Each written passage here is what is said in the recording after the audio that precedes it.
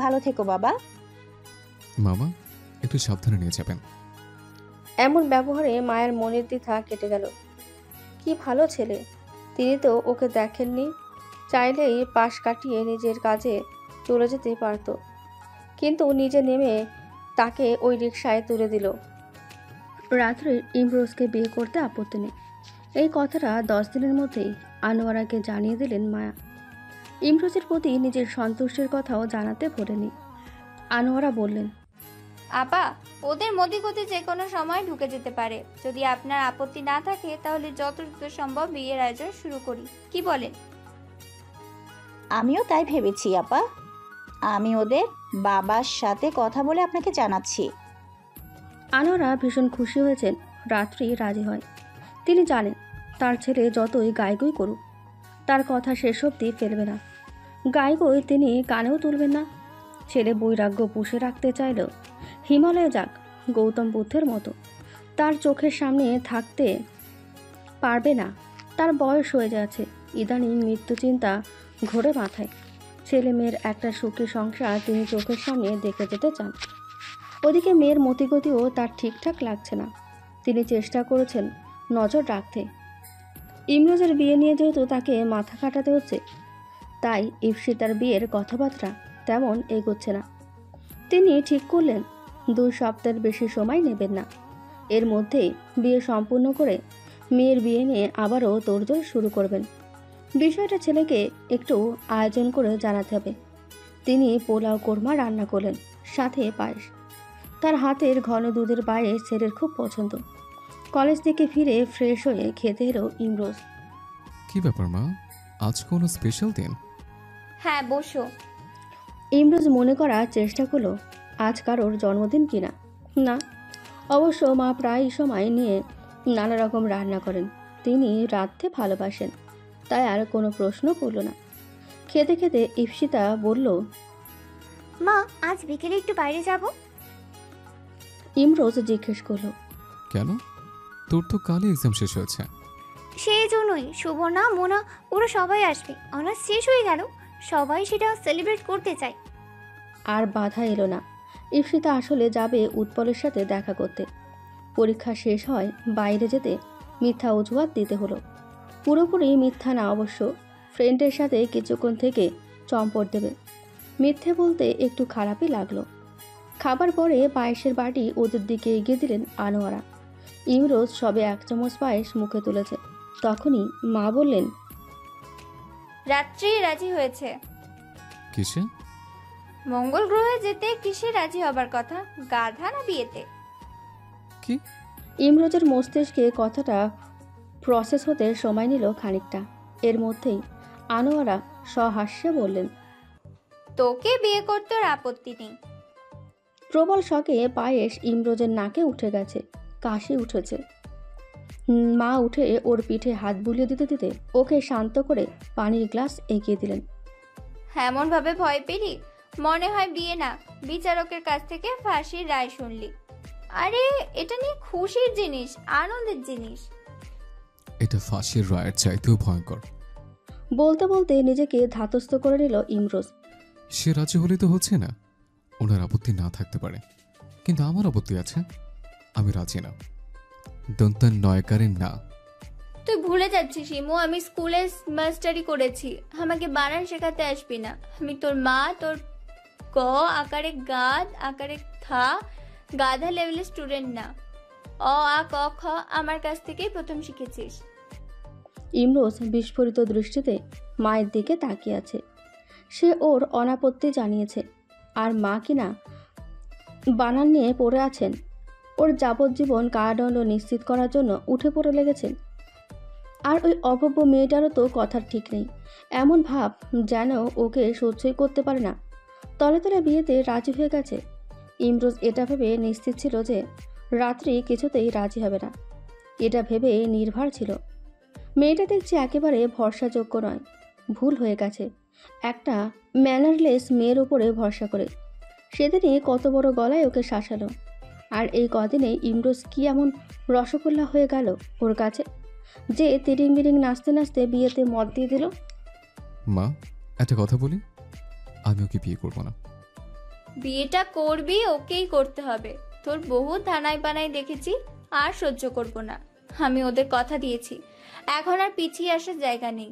একটা প্রেম করতেই বা কাউকে পছন্দ থাকলে তার সাথে বিয়েতে আপত্তি করতাম না, কিন্তু নেই যেহেতু, তাই এটাই শেষ কথা।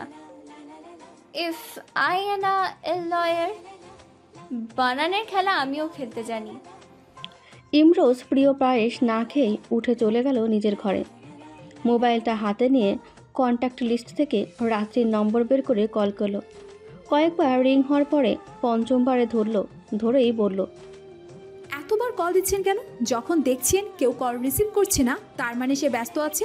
এইটুকু ম্যানার জানেন না? ইমরোজের মাথায় এমনিতেই ভিসুভিয়াস হয়ে গেছিল, রাত্রির কথা যেন তাতে ঘি ঢাললো। এত ম্যানারিজমের জ্ঞান ছাড়বেন না তো। নিজের ম্যানার জানেন? নিজে যা জানেন না সেটা নিয়ে অন্যকে উপদেশ দেওয়াটা অভদ্রতা। কলটা আপনি করেছেন, তার মানে প্রয়োজনটা আপনার। আমার হাতে সময় কম, নইলে ডিটেল এক্সপ্লেনেশন দিতাম। দ্রুত উগরান। অগ্রাণ মানে? মানে যা পেটে আছে তা উগরে ফেলুন, আমার এখন সময় নেই। ইমরোজের ইচ্ছে করছিল একটা হাতুড়ি দিয়ে এই মেয়ের মাথার খুলি ফাটিয়ে দিতে, কিন্তু সে এখন কাদায় পড়া হাতি, আর হাতি কাদায় পড়লে চামচিকিতেও লাথি মারে। আর এই মেয়ের সাক্ষাৎ বাঘিনী পরক্ষণেই নিজের ভাবনাকে শুদ্ধ করল। এমন ভালো বিশেষণ ওই মেয়ের জন্য না, সাপিনী কিংবা সর্পরানী বলা যায়।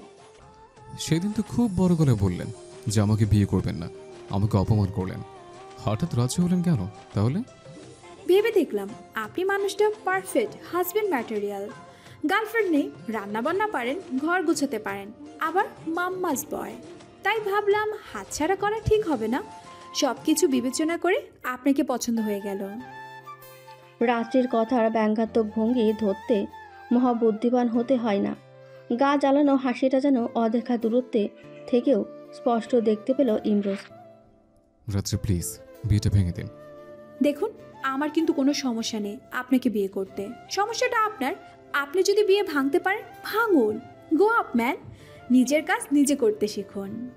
ইমরোজ উত্তর দিতেই যাচ্ছিল, ওকে থামিয়ে দিয়ে রাত্রি বলল, অনেক সময় নষ্ট করেছেন। আপনার মতো বাধা ধরা মাস শেষ হলে স্যালারি আমার পকেটে আসে না। আর বিরক্ত করবেন না। বলে মুখের ওপরে কলটা কেটে দিল। রাগে অপমানে ইমরোজের সারা গা জ্বলছে। দুপুরের খাবারটাও হজম হচ্ছে না। কি করবে সে?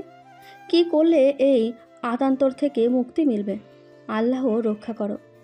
রাত্রি জানতো ইমরোজ ওর সাথে অবশ্যই যোগাযোগ করবে, তাই আগে থেকেই প্রস্তুত ছিল। তবে এটাও চাই, বিয়ের আগে যত কম কথা বলা যায় তত ভালো, নইলে মেজাজ আরও বেশি বিগড়ে গেলে নিজেই বেঁকে বসতে পারে। তখন প্রতিশোধ নেওয়া হবে না। জাহিদকে রিপোর্ট দেবার পরেই গিয়ে মত জানিয়ে এসেছে মাকে। রিপোর্ট দেখে হাঁপ ছেড়ে বেঁচেছে রাত্রি। আচরণগত সমস্যা প্রকট থাকলেও চারিত্রিক কোনো সমস্যা নেই। জাহিদের এক কাজের নাকি ওই কলেজে পড়ে। সে জানিয়েছে আলাদা করে মেয়েরা কথা বলতে গেলে প্রয়োজনীয় কথার বাইরে নাকি একটাও কথা বলে না। প্রতিশোধের জন্য হলেও ক্যারেক্টার সার্টিফিকেটে পাস মার্ক না পেলে সে রাজি হতো না কিছুতেই। বিয়েতে কেন রাজি হয়েছে সেটা বলতে গিয়ে ওর ভীষণ হাসি পাচ্ছিল। হতবুদ্ধি ইমরোজের চেহারাটা কল্পনা করে হেসেও ফেলেছিল বলতে বলতে। একে জ্বালাতে এত মজা লাগে কেন? এক ধরনের পৈশাচিক আনন্দ হয়। চেহারাটা সামনে বসে দেখতে কেমন লাগবে চিন্তা করেই হেসে ফেলল রাত্রি। ঈপ্সিতা এসে খুশির খবরটা উৎপলকে দিল। ওদের এই মিশন বিবাহ প্রায় সফলতার দ্বার প্রান্তে। উৎপল সহসা খানিকটা যেন গম্ভীর হয়ে গেল। আমরা কোনো ভুল করছি না তো?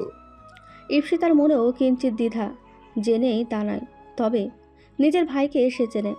বাইরে থেকে যতই রাগী হোক, ভেতরে ভেতরে এখনও অদ্ভুত এক সরল শিশু ঘাপটি মেরে আছে। সে অভয় দিল প্রেমিক প্রবরকে। ভুল হচ্ছে না, আমার ভাইয়া হার্মফুল নয়। রাত্রি আপু খুব ভালো থাকবে। ওরা কাছাকাছি থাকলে কতক্ষণ আর ঝগড়াঝাটি করবে? একজন আরেকজনকে ঠিকই চিনতে পারবে। চিনতে চেষ্টা করলেই প্রেমে পড়বে। আমার বিশ্বাস ওদের দাম্প্রস্ত ঈর্ষিন্তই হবে। এই ভরসাতেই তো ওরা এগিয়েছে। সব ভালো হোক। আমরা কবে আমাদের কথা বলবো উৎপল? উৎপলের চোখে ঘোর লাগে। ওদের না হওয়া একটা সংসারের স্বপ্ন ঘোর। ওদের বিয়েটা ভালোই ভালোই হয়ে যাক, এর পরপরই মাকে তোমার কথাটা বলবো। হাবিব সাহেব পত্রিকা হাতে নিচ্ছিলেন। মায়া কড়া গলায় বললেন, মেয়েটা কি আমার একার? মেয়ের বিয়ে আর তুমি এখনো পত্রিকায় মুখ ডুবিয়ে বসে আছো? তোমার কোনো দায় দায়িত্ব নেই? বসতে পারলাম কই, তার আগেই তো চেঁচিয়ে উঠলে। উৎপলের বাবা ওনারা চাইছেন যত দ্রুত সম্ভব বিয়েটা হয়ে যাক। তোমার মেয়ে রাজি হয়েছে ঠিকই, কিন্তু বেঁকে বসতে কতক্ষণ? আমারও তাই মত। তুমি কি বলো? একটু বেশি তাড়াহুড়ো হচ্ছে না? তাই একটু হচ্ছে, কিন্তু ছেলেটা ভালোই ভদ্র, আদব কায়দা জানে। সেদিন দেখা হয়েছিল, বলেইছি তো। তাছাড়া আনোয়ারা আপা ভীষণ মজার মানুষ, খোলা মনের মানুষ, কোনো কুটিলতা নেই। ইপসিতাও লক্ষ্মী মেয়ে, আল্লাহ ভরসা বলে শুরু করা যেতে পারে। এটা অবশ্য ঠিক বলেছ। চারপাশে এমন সব গল্প শুনি, সেখানে এমন মানুষ যেই পরিবারে আছে সেখানে মেয়ে দেয়াই যায়। ঠিক আছে, আমরা একসাথে আরেকবার বসে দিনক্ষণ ঠিক করি, বাকিটা আল্লাহ ভরসা। ইমরোজ পরের দিন বাসায় এসে শুনল মা নাকি এখন অবধি খাবার মুখে তোলেননি, এমনকি পানিও না। ইপসিতার কাছ থেকে কথাটা শুনে সে ছুটে মায়ের ঘরে গেল। আনোয়ারা শুয়ে আছেন চোখ বন্ধ করে। ছেলের সাড়া পেয়েও তিনি চোখ খুললেন না। মা, তুমি খাওনি কেন? তোমার ওষুধও খাওনি, এই শরীরে না খেয়ে আছো কেন? তোদের খাবার রান্না করা হয়েছে, খেয়ে নে। তুমিও চলো মা। তিনি চোখ খুলে উঠে বসলেন, কিন্তু নামার কোনো লক্ষণ তার মধ্যে পরিলক্ষিত হলো না। কি করব গিয়ে, শরীর ঠিক করে কি লাভ? ছেলে পণ করেছে, বিয়ে করবে না। আমি আর কয়দিন? আমার কথা ভাবিস তুই? একজন মায়ের সন্তানের জন্য কত চিন্তা হয়, তোর ধারণা আছে? ইপসিতার বিয়ে হয়ে যাবে, আমি আর কয়দিন? এরপরে তুই কি করবি বাবু? একা থাকবি? একা থাকা যায় সারা জীবন? একাকিত্বের মানে জানিস? মানুষটা চলে যাবার পরে আমি তোদের দিকে তাকিয়ে বেঁচেছিলাম, আমার খাঁচার অবলম্বন ছিললি তোরা। তুই কি করে থাকবি ইমু? জীবনটা যত ছোট মনে হয় ততটা ছোট কি? এত লম্বা সময় একটা থাকতে পারে না কেউ। তোর ভালো চাওয়াটা আমার অন্যায়। বলতে বলতে আনোয়ারার চোখ ঝাপসা হয়ে এলো, কিন্তু জল গড়িয়ে পড়ল গাল বেয়ে। ইমরোজ মাকে সবসময় মেলোড্রামা করতে দেখেছে, হাসতে দেখেছে, কিন্তু আজ সেসবে ছেড়ে ফোটাও নেই। এই কান্না সত্যিই তার হৃদয়ের গভীর থেকে উচ্চারিত। সন্তানের জন্য অপার স্নেহ আর আশঙ্কার দোলাচল থেকে তিনি ভেতরে ভেতরে ভেঙে পড়েছেন। তার এই ভঙ্গুর দশা তিনি কোনোদিন সন্তানদের দেখাতে চাননি। ইমরোজ মায়ের পাশে বসে তার কাঁধে মাথা রাখল। মা, এভাবে বলো না প্লিজ, আমার ভীষণ কষ্ট হচ্ছে।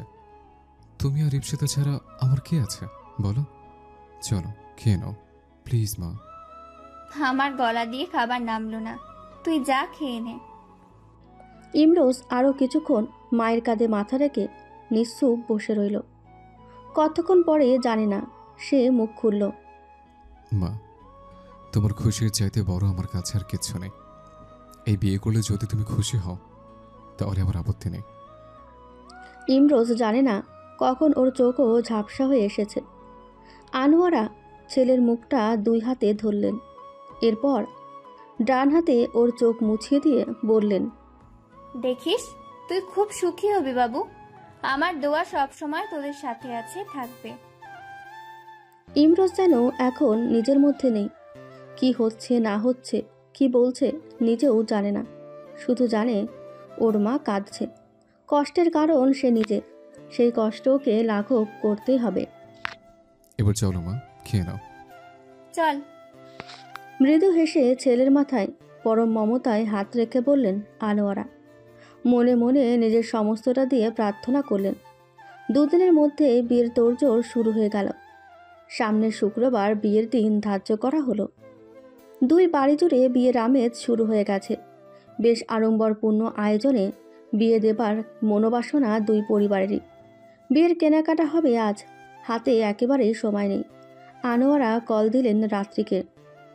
মা, তুমি কি আজ সময় বের করতে পারবে? বিয়ের কেনাকাটা করতে হবে। ম্যাম, আপনারা পছন্দ মতো কেনাকাটা করলেই হবে। সে কি কথা মা? তোমরা আজকালকার পোলাপাইন, তাছাড়া তুমি যেহেতু ব্যবহার করবে, পরে পছন্দ না হলে আলমারিতে ফেলে না রেখে নিজে পছন্দ করে নেওয়াটাই তো ভালো। সবার পছন্দ আলাদা, তাই না? অকাট্য যুক্তিতে রাত্রি আর অমত করতে পারল না। ঠিক আছে ম্যাম, আমি সময় বের করে নিব। বেশ, ইমরোজ আর ইপসিতা তোমার বাসা থেকে তোমাকে নিয়ে যাবে, তুমি রেডি থেকো। আরেকটা কথা, মা এখন আর ম্যাম বলছো কেন? নতুন সম্পর্ক তৈরি হতে যাচ্ছে, সেখানে এই সম্বোধনটা খুব বেমানান লাগছে। আমি চেষ্টা করব। আনোয়ারা ভীষণ খোশমেজাজে আছেন। তার ছেলে অবশেষে বৈরাগ্য ভাঙতে যাচ্ছে। এর চাইতে আনন্দের আর কি আছে?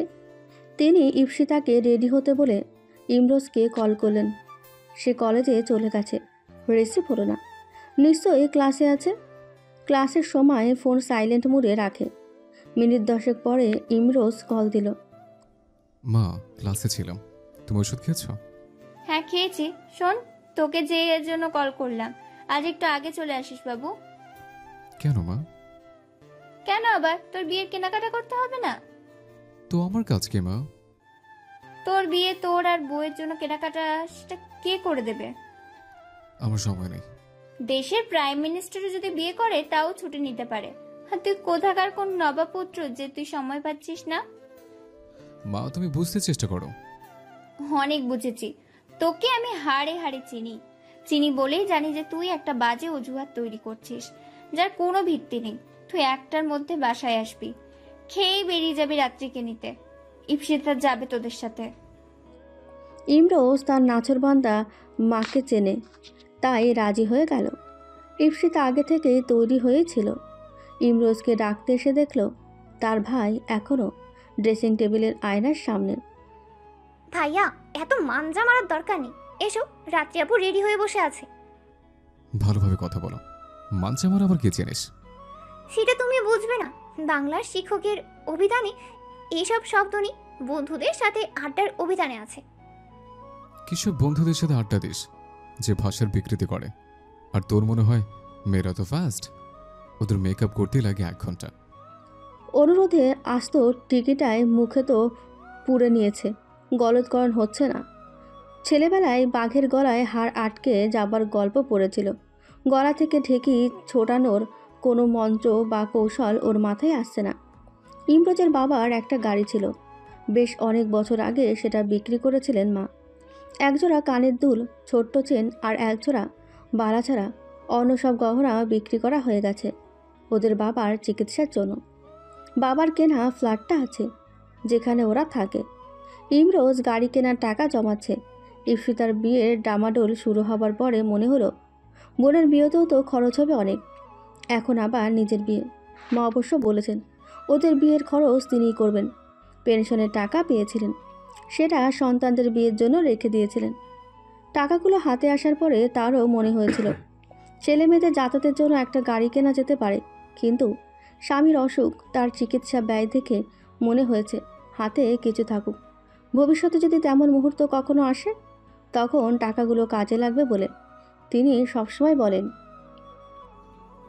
তুই কোনো একটা ভয়ঙ্কর বিপদে পড়বি, তোর কষ্ট সহ্য করতে হবে, কিন্তু তখন দুই মানুষ চিনবি, আমিও চিনেছি কে বন্ধু আর কে নয়। ওরা রাত্রির বাসার সামনে এসে কল দিতেই সে আর উৎপল নেমে এলো। ইপসিতার সাথে কুশল বিনিময় শেষ। ইমরোজকে বলল, প্রায় 20 মিনিট হলো রেডি হয়ে বসে আছি, এত লেট?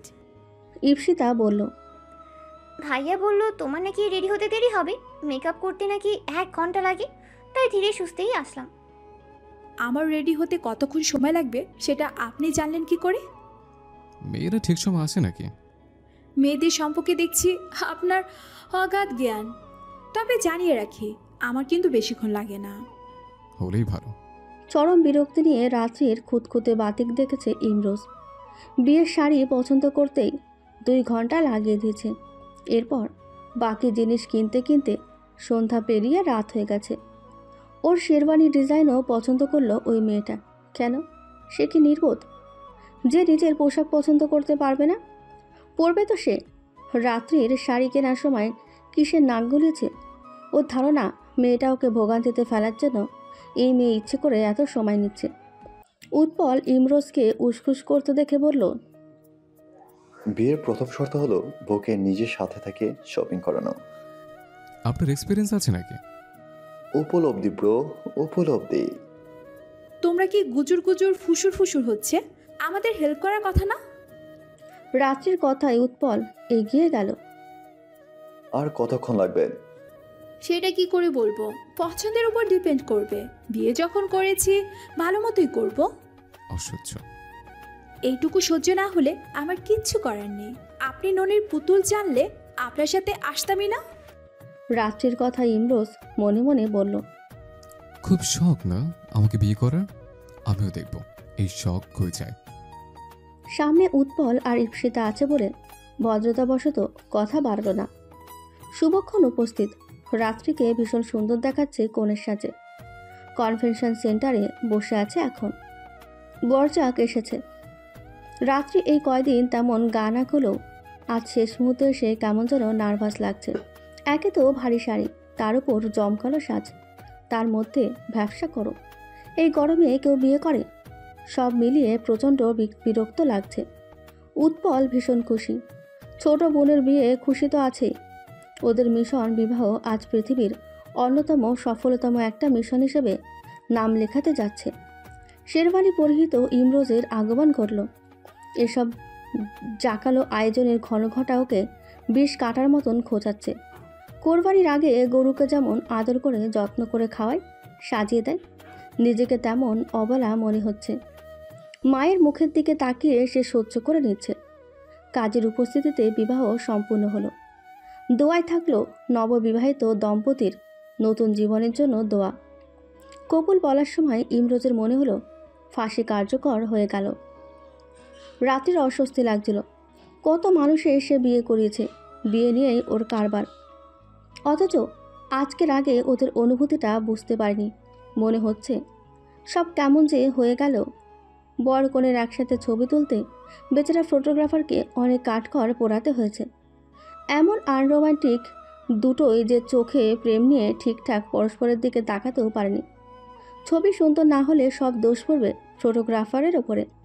নিজেরা পোজ দিতে পারে না, এক্সপ্রেশন জানবে না, তো তার কি করার আছে? উৎপল জাহিদের কাছ থেকে সিভি থেকে ওই লোকটির কন্ট্যাক্ট নাম্বার নিয়ে দাওয়াত দিয়েছিল। ওদের মিশনে অজান্তেই যে একটা গুরুত্বপূর্ণ ভূমিকা রেখেছিল। মাকে ওই লোকের কথার জন্যই বোঝানো গেছে যে রাত্রি ইমরোজের মধ্যে আগে থেকে অনুভূতির খেলা চলছিল। সে উৎপলকে বলল, ভাইজান মাশাআল্লাহ, আমি খুব খুশি হয়েছি। কি সুন্দর মানাইছে দুজন রে। এখন বলেন পান কোন পাশে? এমন খাবার খাইলে পান না চিবাইতে পারলে আত্মা জুড়ায় না। ইপসিতাকে এমন সাজে উৎপল আগে দেখেনি। সে মেসেজ পাঠালো, তোমাকে ভীষণ সুন্দর লাগছে, আজই বিয়ে করতে ইচ্ছে করছে। কিছুক্ষণ পরে উত্তর এলো, বোনের বিয়েতে ফোকাস করো, আমাকে সারা জীবন দেখতে পারবে। কোনো বিদায়ের সময় হাবিব সাহেব ইমরোজের হাতে রাত্রির হাত ধরিয়ে দিলেন। প্রথম একটা অন্যরকম স্পর্শ। দুজনেই চোখ তুলে পরস্পরের দিকে তাকালো ক্ষণকালের জন্য। এরপর দৃষ্টি অবনত করলো দুজনেই। বলল, আমার মেয়েটাকে বুঝতে চেষ্টা করো বাবা। আমার জীবনের সবচেয়ে মূল্যবান সম্পদকে খুশি রাখার দায়িত্ব আজ থেকে তোমার। ইমরোজের মনে যাই থাকুক, ওর সহবত জ্ঞান ওকে তা প্রকাশ করে ঔদ্ধত্যতা দেখাতে বাধা দিল।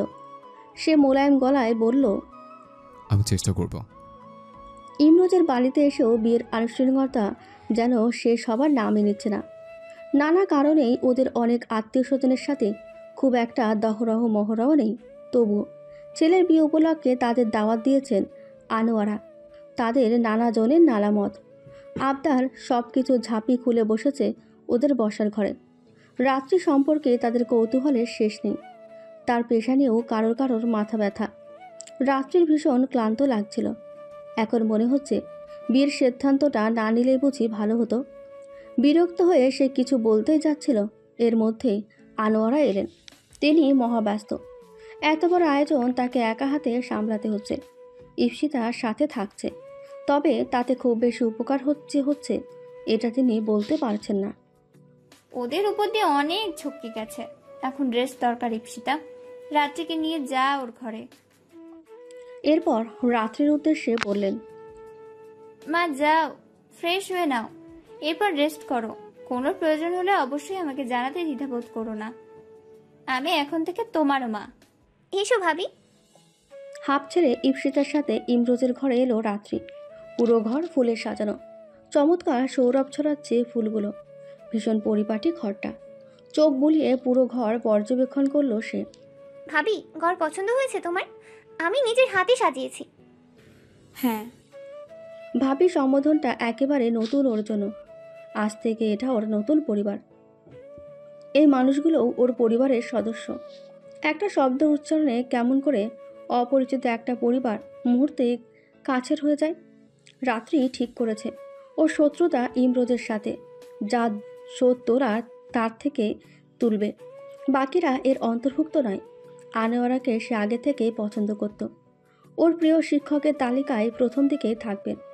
স্বভাবসুলভ ভঙ্গিতে পুরো ক্লাস আপন করে নেবার এক অদ্ভুত ক্ষমতা ছিল তার।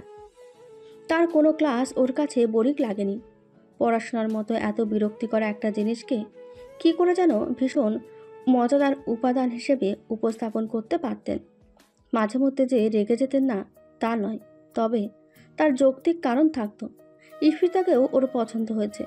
ভীষণ চপলমতি, মিষ্টি একটা মেয়ে। এই মেয়েটার বিয়ের দায়িত্ব নিতে গিয়ে সেই বিয়ে করে ফেলল বিরক্তিকর এক লোককে, যার সাথে সম্পর্কে জড়িয়ে এই বাড়িতে এসেছে তাকে কেবল মনে ধরেনি ওর। নাক উঁচু, দাম্ভিক আর বোকার হত্য এক লোক ইমরোজ, যাকে দেখলেই গা জ্বলে যায়। তোমার কোনো হেল্প লাগবে ভাবি? আলমনি ভাবছিল রাত্রি। ইফিতার প্রশ্নে সম্বিত ফেলল ওর। না, আমি পারবো। তুমিও নিশ্চয়ই ক্লান্ত, বিশ্রাম করো, যাও। আমার নাম্বার তো আছে তোমার কাছে, কোনো দরকার হলে জানিও। তোমার সুটকেস আনিয়ে রেখেছি, পানি হালকা খাবার আছে টেবিলে। ইপসিতা বেরিয়ে যাচ্ছিল, পেছন থেকে রাত্রি বলল, থ্যাংক ইউ।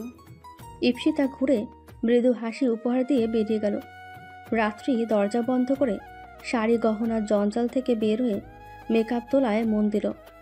কিছুক্ষণ পরে দরজায় মৃদু কড়ানাড়ার শব্দে সে দরজা খুলে দিল।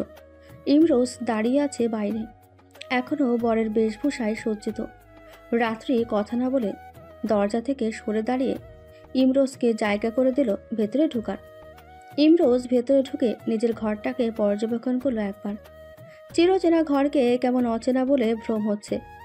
ওর এত কষ্ট করে পরিপাটি করে রাখা ঘরটায় ফুল টুল দিয়ে কেমন করে রেখেছে। চোখ গেল বিছানায়। সেখানে রাত্রির বদলে রাখা শাড়ি এলোমেলো করে রাখা, ড্রেসিং টেবিলের উপর এলোমেলো করে রাখা গহনা আর প্রসাধন সামগ্রী। বিরক্তিতে কপাল কুঁচকিয়েছে। এসব অগোছালো করে রাখা ওর সহ্যের বাইরে। নিজের জিনিস গোছিয়ে রাখতে শেখেননি? এভাবে কেউ রাখে? আমি ফ্রেশ হয়ে এসে যেন এমন না দেখে। রাত্রির মেজাজ বিগড়ে গেল। সে সব গুছিয়ে রাখবে ভেবেছিল, সময় হয়নি। কিন্তু এখন সে ভুলেও কাজটা করবে না। শত্রুপক্ষের দুর্বলতা শনাক্ত করাটা যুদ্ধের প্রথম শর্ত, যাতে সময় মতো দুর্বল জায়গায় আঘাত করা যায়। ঘর গুছিয়ে রাখা মাস্টার মশাইয়ের পছন্দ। তবে সে উত্তর দিল না। গ্লাসে পানি ঢেলে নিল। ভীষণ তৃষ্ণা পেয়েছে। বিদায় নেবার কিছুক্ষণ আগে বড় খালামণি এক গাদা খাইয়ে দিয়েছেন। এখন খাবার দেখে গা গুলাচ্ছে। ইমরোজ শেরবানি পাল্টে ঘরে এসে দেখল পানি খেয়ে গ্লাসে অর্ধেক পানি সমেত টেবিলে রেখে দিয়েছে মেয়েটা। টেবিলের অনেক কিছুই ছড়ানো ছিড়ানো। নিজের জায়গায় শুয়ে ইমরোজের জন্য নির্ধারিত জায়গায় শাড়িটা রেখে দিয়েছে। গহনাকাটি সরিয়েছে শুধু, কিন্তু রাত্রির সমস্ত প্রসাধনী বের করে ড্রেসিং টেবিলের উপরে ছড়িয়ে ছিটিয়ে রেখেছে। এসব চঞ্চলের ভিড়ে নিজের ব্যবহার্য জিনিসপত্রই খুঁজে পাচ্ছে না। সে রাত্রির দিকে তাকিয়ে বলল, আপনাকে কি বলে গিয়েছিলাম, শুনতে পাননি? আমি কানে খাটো নই, অবশ্যই শুনেছি। তাহলে করেননি কেন? আমার সমস্যা হচ্ছে না, তাই করতে ইচ্ছে করেনি। আপনার সমস্যা হলে আপনি গুছিয়ে রাখুন। আপনি কিন্তু বাড়াবাড়ি করছেন। শুরুটা আপনি করেছেন। ভিতরে ঢুকে যেভাবে কথা বলেছেন সেটা মোটো ভদ্রচিত নয়। আপনি আমাকে অপমান করেছেন। আমি আগেই বলেছি, টিট ফর ট্যাট নীতিতে বিশ্বাসী আমি। আমি না ভীষণ ক্লান্ত। শুভরাত্রি। অশুভরাত্রি। সে রাত্রির কথার কাউন্টার দিতে গিয়ে শুভরাত্রির বিপরীত কথাটা বলেছিল। কিন্তু বলতে বলতে বুঝতে পারল ওর জীবনে এই রাত্রি নামক এই মেয়েটি আসলেই অশুভ। আক্ষরিক অর্থ হোক বা ভাবার্থ, সবভাবে রাত্রি অশুভ আজ ওর জন্য। বুঝতে পেরেছেন বলে ভালো লাগলো। বলেই আবারও শুয়ে পড়ল রাত্রি। আপনি এটা করতে পারেন না। ওটা সব চঞ্চল পরিষ্কার করুন, তারপর ঘুমান। আমি কেন আপনার কাজ করে দেব? নতুন বইয়ের শাড়ি ভাঁজ করলে আপনার ইকোতে লাগবে বুঝি? হুম। এমন ক্যাটকেটে হাসি দেখে তিরিক্ষি মেজাজ আরও দফারফা হয়ে গেল। কিন্তু ইমরোজের কী বা করার আছে? একটা মেয়ের সাথে সে তো অভদ্র হতে পারে না। সে নেহায়েত ভদ্রলোক বলে এই মেয়ে চূড়ান্ত অভব্যতা করে আরেকবার পার পেয়ে গেল। ইমরোজ ভেবেছিল শাড়িটা মেঝেতে ফেলে দিয়ে শুয়ে পড়বে, কিন্তু নোংরা অগোছালো ঘরে ওর কোনোভাবেই ঘুম আসবে না। অগত্যা রাত্রির বিয়ের জমকালো শাড়িটা ভাঁজ করতে উদ্যত হলো, কিন্তু শাড়ির দৈর্ঘ্যের জন্য এর আগামাথা খুঁজে পেল না। মায়ের শাড়ি সে অনেকবার ভাঁজ করে দিয়েছে, কিন্তু মা এক পাশে ধরেছেন, সে অন্য পাশে। একা একা শাড়ি ভাঁজ করা ইহজগতের সবচাইতে কঠিন কাজ বলে মনে হচ্ছিল ওর। অবশেষে হাল ছেড়ে দিয়ে রাত্রিকে বলল, আপনি একপাশে ধরুন তো, আমি একা একা পারছি না। রুমে এসে এভাবে বললে আপনার এই দুর্ভোগ পোহাতে হতো না। দেখুন, আমিও ক্লান্ত, প্লিজ হেল্প করুন। রাত্রি এবার উঠে এলো। এক প্রান্ত ধরে অন্য প্রান্ত ইমরোজের হাতে ধরিয়ে দিয়ে বলল, এখন শুনতে ভালো লাগছে। আমার আবার দয়ার শরীর তো, কেউ সাহায্য চাইলে না করতে পারি না। ইমরোজ দাঁতে দাঁত চেপে সহ্য করিল। ওর পরিষ্কার পরিচ্ছন্নতার বাতিক আজকের জন্য ওকে হারিয়ে দিল। হিসেবের খাতায় আরেকটা হার যুক্ত হবার পাশাপাশি আরেকটা প্রতিশোধের কারণও যুক্ত হলো। রাত্রির চাইতে হাতখানেক দূরত্বের সয়ে ইমরোজের মনে হলো ওর নিজের ঘর, নিজের বিছানা সব কিছু অযাচিতভাবে যেন অন্য কেউ দখল করে নিল। উৎপল পুরো দিনটায় ইপসিতাকে দূর থেকে দেখেছে, কাছাকাছি গেলেই টেক্সট করেছে, এখন আমার আশেপাশে আসবে না, শেষ মুহূর্তে এসে ধরা পড়ে সব পণ্ড হয়ে যাবে। সেও সতর্ক থেকেছে। মেয়েটাকে এত অপূর্ব দেখাচ্ছিল আজকে, মনকে শাসন করে চোখ সরাতে হয়েছে। তবুও কি করে যেন চোরা দৃষ্টি প্রেয়সীর দিকে চলে যেত। রাত্রিকেও অপূর্ব লাগছিল। বোনকে সে অসম্ভব ভালোবাসে। আজ আরেকবার উপলব্ধি করল একটা মানুষের অনুপস্থিতি কি করে পুরো বাড়ি একরাশ শূন্যতায় নিমজ্জিত করে ফেলতে পারে। আজকের আগে উৎপল কোনোদিন উপলব্ধি করেনি ভাইয়ের প্রতি আদরে ছোট বোনের অধিকার বোধ প্রবল। বয়সে ছোট হলেও রাত্রি ওর মেন্টরও ছিল। ছেলেবেলা থেকে ঢাল হয়ে ওর পাশে ছিল। আজ যেন সমস্ত অধিকার ছেড়ে ওকে একা করে এই বাড়ির আলো কেড়ে নিয়ে অন্য বাড়িতে নিজের আলো ছড়াতে গেল। সহসা বুক ভারী হয়ে এলো উৎপলের, সাথে একটা আশঙ্কা। রাত্রি যেদিন জানবে ওকে ক্ষমা করতে পারবে তো? নিজের স্বার্থের জন্যই শুধু নয়, সব যাচাই বাছাই করেই এই প্ল্যানে সম্মতি দিয়েছিল সে। নিজে জানার পাশাপাশি জাহিদকে দিয়ে সেও ইমরোজ সম্পর্কে খোঁজ নিয়েছিল। ইফিতার কাছ থেকে তো জেনেই ছিল। তাছাড়া বোনটা নিজেদের খুব কাছেই থাকবে, এটাও মাথায় এসেছিল ওর। কিন্তু রাত্রির চোখে সব পড়বে কি, নাকি শুধু একজন স্বার্থপর মানুষ হিসেবে ওকে চিহ্নিত করবে সে? উৎপল সহ্য করতে পারবে না। তবে খুব সকালে ঘুম থেকে ওঠার অভ্যাস ইমরোজের। ঘুম ভেঙে পাশে রাত্রিকে পরম শান্তিতে ঘুমাতে দেখল সে। এখন দেখলে কে বলবে এই মেয়ে এত ভয়ঙ্কর? প্রথমে ঠাউর করতে পারল না। তন্ত্রাচ্ছন্ন কাটতেই রাতে করা রাত্রির ব্যবহার মনে পড়ে গেল ওর। ওর জীবন অশান্ত করে এখন শান্তিতে ঘুমাবে, আর সে বসে বসে মেনে নেবে? এতটা উদার সে একেবারে নয়। উঠে বিছানা থেকে নেমে অকারণে শব্দ করতে লাগলো। জোরে ড্রয়ার খুলে আবার বন্ধ করলো। গ্লাস হাতে নিয়ে সশব্দে টেবিলে রাখলো।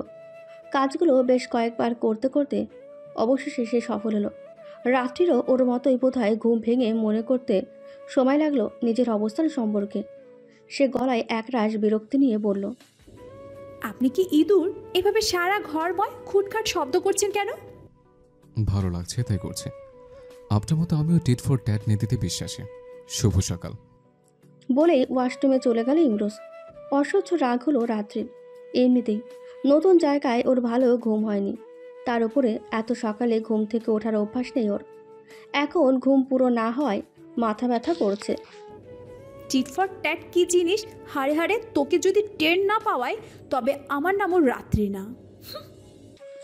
নিজের ডেরায় সারাক্ষণ শত্রু বসে আছে, এই অনুভূতি ইমরোজকে বিন্দুমাত্র স্বস্তি দিচ্ছে না। এত বছরের জীবনে নিজের ঘরে একা থেকে অভ্যস্ত, হঠাৎ করে উড়ে এসে জুড়ে বসা কারোর জন্য যে ওকে এত বড় স্যাক্রিফাইস করতে হচ্ছে, এটা অসহ্য লাগছে। একা থেকে অভ্যস্ত বলে অন্যের বাসায়ও সে গিয়ে থাকে না কখনো। ওর এত বছরের নির্ঝঞ্ঝাট জীবনে একে অনাচার শুরু হলো। মেয়েটা সকালে খেয়ে আসার পর থেকেই নিজের মুঠোফোন কানে লাগিয়ে ননস্টপ কথা বলেই যাচ্ছে। নিজে ওকে বিয়ে করে অশান্তি দিচ্ছে, তাতে হচ্ছে না, আরও কতগুলো মানুষের জীবনে অশান্তির পায়তারা করছে। ইমরোজ কথা বলে ভীষণ মার্জিতভাবে, গলা চড়িয়ে কথা বলার অভ্যাস নেই। মা আর ইপসিতার মতো এই মেয়ের গলার স্বরও উচ্চ গ্রামের। এসব বিরক্তিকর ব্যবসায়িক আলাপে ওর মাথা ধরে যাচ্ছে।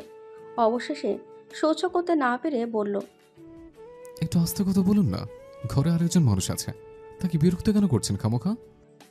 রাত্রি জাহিদের সাথে কথা বলছিল। সে 3 দিন বিবাহ.com-এ যেতে পারছে না। নিজের বিয়ে উপলক্ষে এমার্জেন্সি কাজগুলো শেষ করলেও অনেকগুলো বিয়ের আলোচনা এখনও পেন্ডিং আছে। এসব কি করে হবে সেটা নিয়ে আলোচনা করছিল। অনাকাঙ্ক্ষিত হস্তক্ষেপে বিরক্ত হলো সে। বলল, আমি আপনার মতো অকাজে বসে নেই, কাজের কথা বলছি। আপনার সমস্যা হলে কানে তুলো দিয়ে বসে থাকুন, আর নইলে বাহিরে আলো বাতাস গায়ে লাগিয়ে আসুন। ইমরোজ এক পৃথিবী অবিশ্বাস নিয়ে রাত্রির দিকে তাকিয়ে আছে। এটা ওর নিজের ঘর। সে কোশমিনকালেও কোনোদিন ভাবেনি নিজের ঘর থেকে কেউ ওকেই বেরিয়ে যেতে বলবে। এই মেয়ে স্পর্ধা থেকে সে স্তম্ভিত হয়ে গেল।